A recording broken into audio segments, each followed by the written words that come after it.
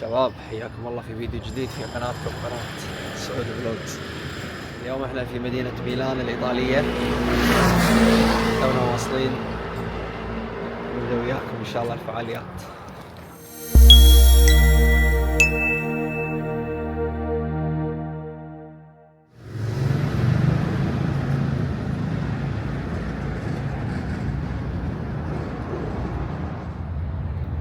طبعا يا اخوان، اللي يعرف معلومة عن هذه القطعة التاريخية يفيدنا، الله لا يهينكم. ها طبعا الانطباع الاول عن الديرة، السياكل والقواري ايضا، كل مكان ما تتعطل، خذ قاريك وانت اللي ماشي.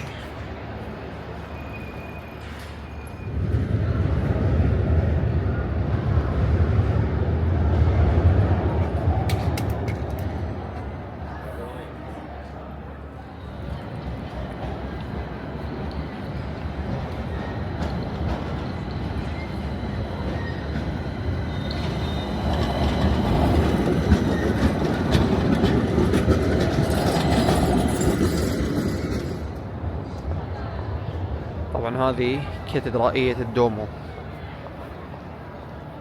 المعلم الأشهر في مدينة ميلان.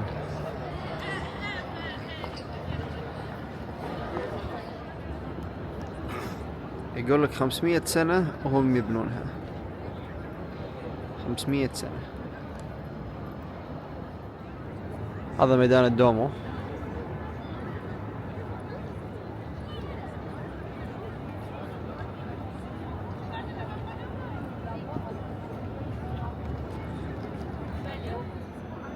هذا أحد التماثيل الموجودة في هذه الساحة، وهذول الشباب هنا قاعد يطيرون درون شقونه.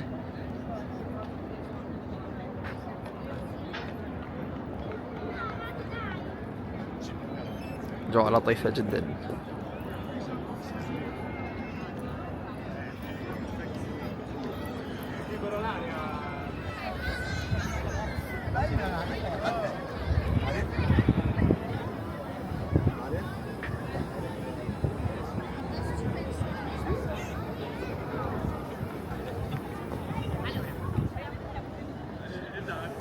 شكلها فيها أعمال صيانة حاليا هذه الدومو، مثل ما انتم شايفين مقاولين شغالين. اتوقع هذه يسمونها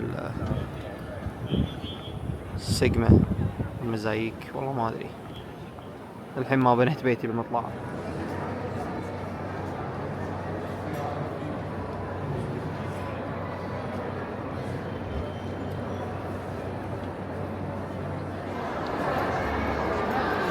طبعا هذا المكان اسمه جاليريا، عبارة عن محلات ومطاعم فخمة، صاير عند الدومو على طول بالسيتي سنتر. حلو حق التمشي، خصوصا في اجواء مثل هذه، طقس جدا معتدل ومناسب.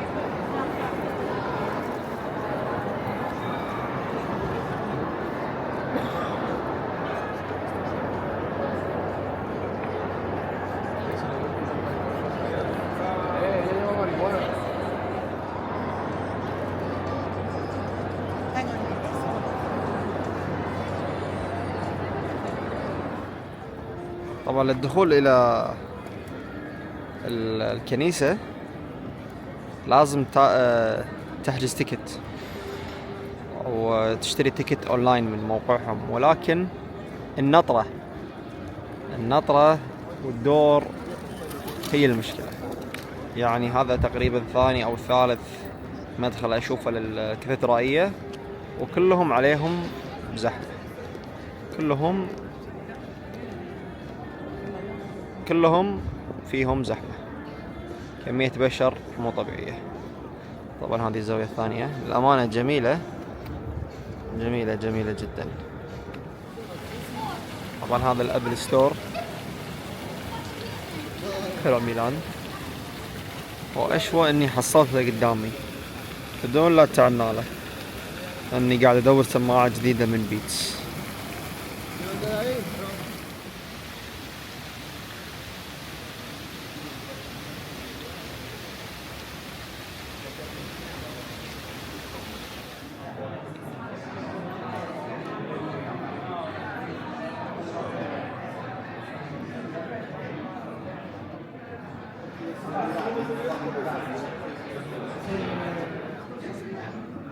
زي دور السماعة الجديدة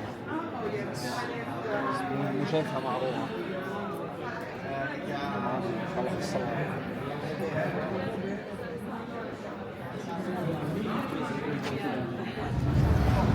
هذا ستاربكس المشهور، أكبر ستاربكس في أوروبا، ولكن نطرة، فقلنا ننطر معاهم ونشوف.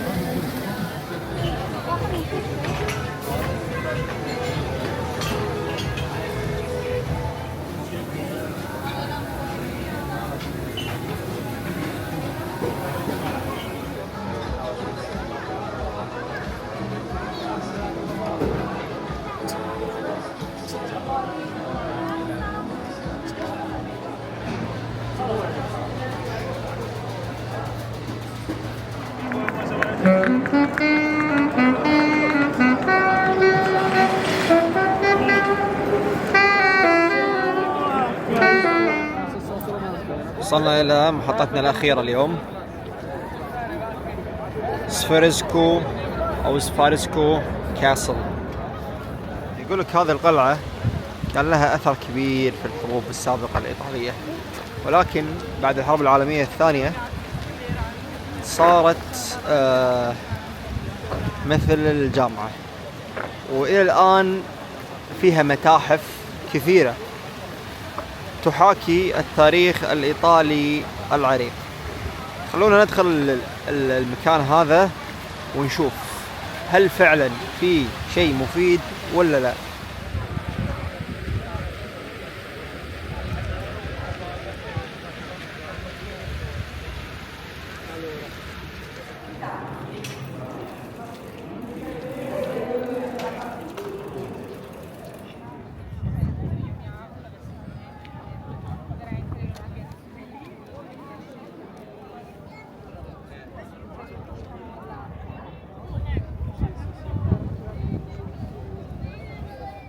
يقولك هذا المكان الخشبي والله أعلم أن له قصة كبيرة ومهمة، ولكن والله ما أعرف شنو بالضبط الصراحة.